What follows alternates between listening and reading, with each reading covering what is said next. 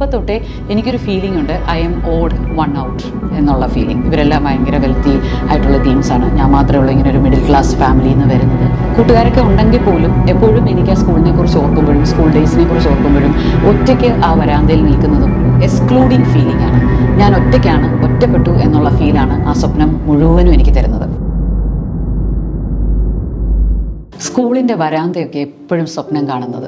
അപ്പോൾ ഞാൻ ആ കുട്ടിയോട് ചോദിച്ചു, എന്ത് കൈൻഡ് ഓഫ് ഫീലിംഗ് ആണ് ആ സമയത്ത് ആ സ്വപ്നം കാണുമ്പോൾ വരുന്നത്? ആൾ പറഞ്ഞു, അത് പ്രത്യേകിച്ച് ഒന്നും ചിന്തിക്കാനില്ല മാം, എപ്പോഴും ഒരു എക്സ്ക്ലൂഡിങ് ഫീലിംഗ് ആണ്. ഞാൻ ഒറ്റയ്ക്കാണ്, ഒറ്റപ്പെട്ടു എന്നുള്ള ഫീലാണ് ആ സ്വപ്നം മുഴുവനും എനിക്ക് തരുന്നത്. ഇപ്പോൾ ആൾ സ്കൂളിങ്ങും കഴിഞ്ഞു, കോളേജ് ഡേയ്സും കഴിഞ്ഞു, നല്ലൊരു ജോലിയുണ്ട്, വർക്കിങ്ങിലാണ്, പാർട്ട്ണറുണ്ട്, എല്ലാം ഉണ്ടെങ്കിലും നിരന്തരം ഈ സ്വപ്നം തന്നെ കണ്ടുകൊണ്ടിരിക്കുന്നു. ഒരു എക്സ്ക്ലൂഡിങ് ഫീലിംഗ് ആളെ വിട്ടു പോകുന്നതേ ഇല്ല. അന്നേരം ഞാൻ ആളോട് ചോദിച്ചു, എന്താണ് അതിൻ്റെ റീസൺ, ഇങ്ങനെ ഇത്രയും കടുത്ത ഒരു ഒറ്റപ്പെടൽ അനുഭവിക്കാൻ? മാം, ഞാൻ ഹൈസ്കൂൾ പഠിച്ചത് ഒരു ഹൈഫൈ സ്കൂളിലായിരുന്നു. എൻ്റെ ഫാദർ അത്ര വലിയ വെൽത്തി ആയിട്ടുള്ള ആളൊന്നും അല്ലെങ്കിലും അദ്ദേഹത്തിന് ഏറ്റവും നല്ല സ്കൂൾ, ഏറ്റവും നല്ല എഡ്യൂക്കേഷൻ ഞങ്ങൾക്ക് തരണം എന്നുള്ളത് ഭയങ്കര നിർബന്ധമായിരുന്നു. അപ്പോൾ എന്നെയും എൻ്റെ ബ്രദറിനെയും ഒരു ഹൈഫൈ സ്കൂളിലാണ് ചേർത്തത്, ഹൈസ്കൂൾ തൊട്ട്. അപ്പോൾ ആ സ്കൂളിൽ എന്ന് പറയുന്നത് ഒത്തിരി വെൽത്തി ആയിട്ടുള്ള ആളുകൾ. അപ്പോൾ അവിടെ ചെന്നപ്പോൾ തൊട്ടേ എനിക്കൊരു ഫീലിംഗ് ഉണ്ട്, I M odd one out എന്നുള്ള ഫീലിംഗ്. ഇവരെല്ലാം ഭയങ്കര വെൽത്തി ആയിട്ടുള്ള ടീംസാണ്, ഞാൻ മാത്രമേ ഉള്ളൂ ഇങ്ങനെ ഒരു മിഡിൽ ക്ലാസ് ഫാമിലിയിൽ നിന്ന് വരുന്നത്. അപ്പോൾ കൂട്ടുകാരൊക്കെ ഉണ്ടെങ്കിൽ പോലും എപ്പോഴും എനിക്ക് ആ സ്കൂളിനെ കുറിച്ച് ഓർക്കുമ്പോഴും സ്കൂൾ ഡേയ്സിനെ കുറിച്ച് ഓർക്കുമ്പോഴും ഒറ്റയ്ക്ക് ആ വരാന്തയിൽ നിൽക്കുന്നതും ഒറ്റയ്ക്ക് ആ വരാന്തയിലൂടെ നടക്കുന്നതുമാണ് ഇപ്പോഴും എനിക്ക് ഉള്ളിൽ പച്ച പിടിച്ച് നിൽക്കുന്ന വികാരം. ഇങ്ങനെ നമുക്ക് പലർക്കും ജീവിതത്തിൻ്റെ പല ഘട്ടങ്ങളിൽ ഒറ്റപ്പെട്ട വികാരം നമ്മളുടെ ഉള്ളിൽ ഉറങ്ങിക്കിടക്കുന്നുണ്ടാവും. ചിലർക്കത് സ്കൂൾ ഡേയ്സിലായിരിക്കും, ചിലർക്ക് ഏർലി ചൈൽഡ്ഹുഡിലായിരിക്കും. ഇപ്പോഴും ഒരു മെയിൽ ക്ലയൻറ്റ് എന്നോട് പറഞ്ഞ ഒരു കാര്യം ഞാൻ ഓർക്കുന്നു.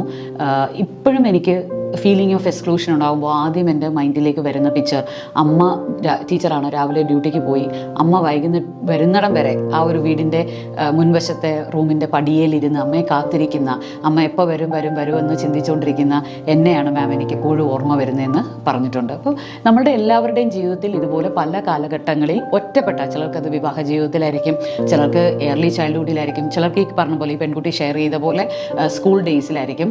ഈ ഒറ്റപ്പെട്ട വികാരം എവിടെയെങ്കിലും നമ്മൾക്ക് ഒളിഞ്ഞു കിടക്കുന്നുണ്ടെങ്കിൽ, മറിഞ്ഞു കിടക്കുന്നുണ്ടെങ്കിൽ എന്താണ് പ്രശ്നം എന്ന് ചോദിച്ചാൽ അതാണ് ഞാൻ ഇന്ന് നിങ്ങളോട് ഷെയർ ചെയ്യാനായിട്ട് ആഗ്രഹിക്കുന്നത്. നമ്മൾക്ക് ഈ ഇപ്പോഴത്തെ നമ്മളുടെ പ്രസൻറ്റ് ലൈഫിലും എവിടെയെങ്കിലും ചെറിയ റിജക്ഷൻസോ ചെറിയ ക്രിറ്റിസിസമോ വന്നാൽ പോലും നമ്മൾക്ക് പെട്ടെന്ന് നമ്മൾ ആ എക്സ്ക്ലൂഡിങ് ഫീലിങ്ങിലേക്ക് പോവുകയും നമ്മൾ ആ ഗ്രൂപ്പിൽ നിന്ന് ഒഴിഞ്ഞു മാറി അല്ലെങ്കിൽ ആ സ്ഥലത്ത് നിന്ന് ഒഴിഞ്ഞു മാറി എവിടെയാണെങ്കിലും ആൾക്കൂട്ടത്തിൽ തനിയെ എന്നുള്ളൊരു ഫീലും നമ്മൾ നമ്മളുടേതായിട്ടുള്ളൊരു ലോകം ഉണ്ടാക്കാൻ ശ്രമിക്കും. അതിലൂടെ നമ്മുടെ സോഷ്യൽ സ്കിൽസ് ഭയങ്കരമായിട്ട് കുറഞ്ഞു പോവുകയും സോഷ്യൽ ലൈഫ് കുറഞ്ഞു പോവുകയും നമ്മളൊരു ഇൻഡിവിജ്വലിസ്റ്റിക് ആയിട്ട്, ഇൻട്രോവേർട്ടായിട്ട്, അല്ലെങ്കിൽ അധികം മിംഗ്ലിങ്ങോ മിക്സപ്പോ ജെല്ലിങ്ങോ ഉള്ള ഒരു നേച്ചർ ഇല്ലാതെ എവിടെയും ഒറ്റപ്പെട്ടു പോകുന്ന ഒരു ഫീലിംഗ് നമ്മുടെ കൂടെ നടക്കാൻ സാധ്യതയുമുണ്ട്.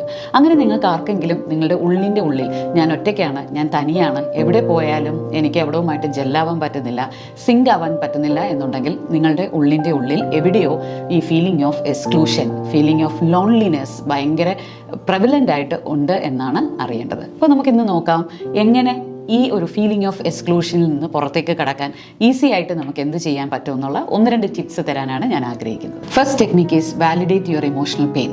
പലരും ഇത്തരത്തിലുള്ള ഒറ്റപ്പെടലുകൾ, ഒറ്റയ്ക്കായ സംഭവങ്ങൾ അല്ലെങ്കിൽ ഇത്തരത്തിലുള്ള വേദനകളൊക്കെ കുഴിച്ചിടാനാണ് ശ്രമിക്കുന്നത്. എനിക്ക് അങ്ങനെയൊന്നും നടന്നിട്ടേ ഇല്ല, എനിക്ക് അങ്ങനെ ഒരു പ്രശ്നമേ ഇല്ല എന്ന് നമ്മൾ കുഴിച്ചിടും. ആ ഇമോഷണൽ പെയിനെ ഭയങ്കരമായിട്ട് വലിയൊരു കുഴിയൊക്കെ കുഴിച്ചിടും. പക്ഷെ ഒരു കാര്യം നിങ്ങൾ ആലോചിക്കണം, എത്ര മറവ് ചെയ്താലും ഒരു കാറ്റടിക്കുമ്പോൾ ഇതിൻ്റെ നാറ്റം പുറത്ത് വരും.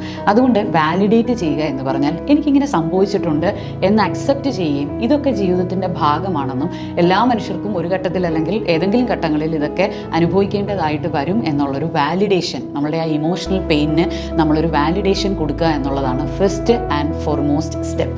The second one is challenge your negative self talk. പലപ്പോഴും നമ്മൾ എത്ര കുഴിച്ചിട്ടാലും ഈ കുഴിച്ചിട്ടതിൻ്റെ മുകളിലൂടെ നമുക്കൊരു നെഗറ്റീവ് സെൽഫ് ടോക്ക് ഉണ്ടാകും. എന്ന് പറഞ്ഞാൽ ഇടയ്ക്കിടയ്ക്ക് ഞാൻ നേരത്തെ പറഞ്ഞ പോലെ കാറ്റടിക്കുമ്പോൾ ദുർഗന്ധം വരുന്ന പോലെ, നീ ഒറ്റയ്ക്കല്ലേ, നിനക്ക് ഇങ്ങനെയൊക്കെ സംഭവിച്ചിട്ടില്ലേ, നിനക്ക് ഒറ്റയ്ക്കാവാനുള്ള ഒരു ടെൻഡൻസി ഉള്ളിൽ കിടപ്പില്ലേ, നീ ഒറ്റയ്ക്കാണ് എന്നൊക്കെ നമ്മളോട് ഇങ്ങനെ നെഗറ്റീവായിട്ട് പറഞ്ഞുകൊണ്ടേയിരിക്കും. അത് ചെറിയൊരു റിജക്ഷൻ വരുമ്പോഴായിരിക്കും, ചെറിയ ആരെങ്കിലും നമ്മളോടൊന്ന് ഒന്ന് പിണങ്ങുമ്പോഴായിരിക്കും, അല്ലെങ്കിൽ നമ്മൾ വിചാരിച്ച ആൾ വിചാരിക്കുന്ന പോലെ ചിരിച്ച് കാണിച്ചില്ലെങ്കിൽ പോലും ഈ ഒരു എക്സ്ക്ലൂഡഡ് ഫീലിങ്ങിലേക്ക് പോകുന്ന ആളുകളുണ്ട്. അപ്പോൾ അതുകൊണ്ട് ആ എക്സ്ക്ലൂഡഡ് ഫീലിംഗ് തോന്നുന്ന മൊമെൻറ്റിൽ തന്നെ നമ്മുടെ ഉള്ളിലെ ട്രിഗറും അങ്ങോട്ട് കത്തി ജ്വലിച്ചിട്ട് നമ്മളോട് ഒത്തിരി സെൽഫ് ടോക്ക് തരും. അപ്പോൾ അതിനെ നമ്മൾ ചലഞ്ച് ചെയ്യണം. ആ ചലഞ്ച് ചെയ്യണമെങ്കിൽ ഫസ്റ്റ് സ്റ്റെപ്പായ ആ ഒരു വാലിഡേഷൻ നമ്മൾ നടത്തണം നമ്മുടെ ഇമോഷണൽ പെയിനെ. സെക്കൻഡ് സ്റ്റെപ്പിൽ ഇങ്ങനെ സെൽഫ് ടോക്ക് വരുമ്പോൾ നമ്മൾ എന്താ ചെയ്യേണ്ടത്? ശരിയാ, ഞാൻ ഒറ്റപ്പെട്ടു പോയി, ഒറ്റയ്ക്കാണ് എന്ന് ചിന്തിക്കാതെ ഇതൊക്കെ സർവ്വസാധാരണമായിട്ടുള്ള കാര്യങ്ങളാണെന്നും എല്ലാ മനുഷ്യൻ്റെ ജീവിതത്തിലുള്ളതാണെന്നും അത് എനിക്കും ഒരു ഘട്ടത്തിൽ ഉണ്ടായിട്ടുണ്ട്, എന്നാൽ ഞാനതിനെ ഓവർകം ചെയ്യും എന്നുള്ള ഒരു ചലഞ്ച്, ആ ഒരു നെഗറ്റീവ് ടോക്കിനോട് നമ്മളൊരു ചലഞ്ച് എടുക്കേണ്ടത് വളരെ ആവശ്യമാണ്. That is the second step. ഇങ്ങനെ ചലഞ്ച് ചെയ്ത് മാത്രം പോരാ. The next step is talking proactive. നമ്മൾ ചലഞ്ച് ചെയ്യുക എന്ന് പറയുമ്പോൾ അതിൻ്റെ അടുത്ത സ്റ്റെപ്പായിട്ട് എന്ത് വേണം? അക്സെപ്റ്റൻസ് ചെയ്തു, അതിനെ ചലഞ്ച് ചെയ്തു, നമ്മളിനി പോസിറ്റീവ് സെൽഫ് ടോക്ക് അങ്ങോട്ട് കൊടുക്കണം. പ്രൊആക്റ്റീവായിട്ടുള്ള ചില ഡയലോഗ്സ് നമ്മൾ തിരച്ചു കൊടുക്കണം. അത് നിങ്ങളുടേതായിട്ടുള്ള ഡയലോഗ്സ് നിങ്ങൾക്ക് കണ്ടുപിടിക്കാം. ഞാൻ ചില എക്സാമ്പിൾസാണ് പറഞ്ഞത്. ഇത് എല്ലാവർക്കും കോമൺ ആണ്, എല്ലാവരും അനുഭവിച്ചിട്ടുള്ളതാണ്. ജീവിതത്തിൻ്റെ ഏതെങ്കിലും ഘട്ടങ്ങളിൽ ഇതൊക്കെ നമ്മൾ അനുഭവിക്കേണ്ടതായിട്ട് വരും. ഒറ്റപ്പെടലും ജീവിതത്തിൻ്റെ ഭാഗമാണ്, അല്ലെങ്കിൽ എപ്പോഴും എല്ലാവരും ചേർത്ത് പിടിക്കണമെന്നില്ല. ഇങ്ങനെ നമുക്ക് പ്രൊആക്റ്റീവ്, അതൊരു നെഗറ്റീവ് രീതിയിലല്ല, ഇതൊക്കെ നമുക്ക് ഒരു കോമൺ ആയിട്ടുള്ള കാര്യമാണെന്ന് അക്സെപ്റ്റൻസ് കിട്ടുന്ന രീതിയിൽ ഒരു പ്രൊആക്റ്റീവ് ആയിട്ടുള്ള ടോക്ക്. അല്ലെങ്കിൽ അന്ന് ഞാൻ അങ്ങനെ ഒറ്റപ്പെട്ടെങ്കിലും എനിക്കിപ്പോൾ ലൈഫിൽ നല്ലൊരു പാർട്ട്ണറെ കിട്ടി, അല്ലെങ്കിൽ എനിക്ക് നല്ല ഫ്രണ്ട്ഷിപ്പ് കിട്ടി, ഒരിടത്തുനിന്ന് എനിക്ക് ഒറ്റപ്പെടയിൽ ഉണ്ടായിട്ടുണ്ടെങ്കിൽ അതേ സമയത്ത് മറ്റൊരു സൈഡിൽ എന്നെ ചേർത്ത് പിടിക്കാൻ ആളുകൾ ഉണ്ടായിരുന്നു എന്നുള്ള ഒരു പ്രൊആക്റ്റീവ് ആയിട്ടുള്ള പോസിറ്റിവിറ്റി ടോക്ക് നമ്മൾ സ്റ്റാർട്ട് ചെയ്യേണ്ടതായിട്ടുണ്ട്. ഇനി ടോക്ക് മാത്രം പോരാ. The fourth step is self affirming actions. വർത്തമാനം കൊണ്ട് മാത്രം കാര്യമില്ല, അത് ആക്ഷനിലേക്ക് മൂവ് ഓൺ ആവണം. അപ്പോൾ ഒറ്റയടിക്ക് നമുക്ക് പോയിട്ട് 10 പേരോട് കൂട്ടുണ്ടാക്കാനൊന്നും ചിലപ്പോൾ പറ്റത്തില്ലായിരിക്കും, അല്ലെങ്കിൽ ഒരു വലിയ ഗ്രൂപ്പിൻ്റെ ഇടയിൽ മിങ്കിൾ ആൻഡ് മിക്സപ്പ് ആവാൻ പറ്റത്തില്ലായിരിക്കും. ചെറിയ ചെറിയ ഗ്യാതറിങ്സിലൊക്കെ പോവുകയും അവിടെ നമ്മൾ 1 to 1, അതായത് ഒരു വ്യക്തിയുമായിട്ട് ഒരു റിലേഷൻഷിപ്പ് ഉണ്ടാക്കിയെടുക്കാനും ഫ്രണ്ട്ഷിപ്പ് ഉണ്ടാക്കിയെടുക്കാനും ആ വ്യക്തിയിലൂടെ അടുത്ത ആളുമായിട്ട് കണക്ട് ചെയ്യാനും, അങ്ങനെ ഒരു സ്നോബോൾ എന്ന് പറഞ്ഞാൽ ഇങ്ങനെ മഞ്ഞുകട്ട ഇങ്ങനെ റൗണ്ട് ചെയ്ത് പോകുന്നതിനനുസരിച്ച് അത് വലുതായി വരുന്ന പോലെ നമ്മളുടെ ആ റിലേഷൻഷിപ്പുകളുടെ എണ്ണം കൂട്ടിക്കൊണ്ട് വരികയും ആ ആളിൽ നിന്ന് അടുത്ത ആളിലേക്കും അങ്ങനെ നല്ല ഫ്രണ്ട്ഷിപ്പുകൾ ഉണ്ടാക്കാൻ നോക്കിയാൽ നമുക്ക് ഈ ഫീലിംഗ് ഓഫ് എക്സ്ക്ലൂഷനെ ഒരു പരിധി വരെ ഇല്ലാതാക്കാൻ സാധിക്കും. ഇല്ലെങ്കിൽ സ്വപ്നത്തിലൂടെയെങ്കിലും ഇത് നമ്മളെ വേട്ടയാടിക്കൊണ്ടേയിരിക്കും. അത് നമ്മുടെ ഗ്രോത്തിന്, പ്രത്യേകിച്ച് നമ്മുടെ സോഷ്യൽ ഗ്രോത്തിന് ഒട്ടും നല്ലതല്ല. മനുഷ്യൻ സോഷ്യലി വളരേണ്ടത് വളരെ ആവശ്യമായിട്ടുള്ള കാര്യമാണ്. എങ്കിൽ മാത്രമേ നമ്മുടെ ലൈഫ് സ്കിൽസ് ഇംപ്രൂവ് ചെയ്യത്തുള്ളൂ, എങ്കിൽ മാത്രമേ നമുക്ക് സക്സസ്ഫുൾ ആയിട്ട് മുന്നോട്ട് പോകാൻ പറ്റത്തുള്ളൂ. അതുകൊണ്ട് നമ്മുടെ ഫീലിംഗ് ഓഫ് എക്സ്ക്ലൂഷനെ മാറ്റിയെടുക്കേണ്ടത് വളരെ അത്യാവശ്യമായിട്ടുള്ള കാര്യമാണ്. ഈ ടിപ്സും ടെക്നിക്സും ഒക്കെ ഉപയോഗിച്ച് നിങ്ങൾക്ക് ശ്രമിക്കാം. അതിനകത്ത് കൂടുതൽ നിങ്ങൾക്ക് ഇതിനകത്ത് വർക്ക് ചെയ്യണം എന്നുണ്ടെങ്കിൽ please comment and seek help.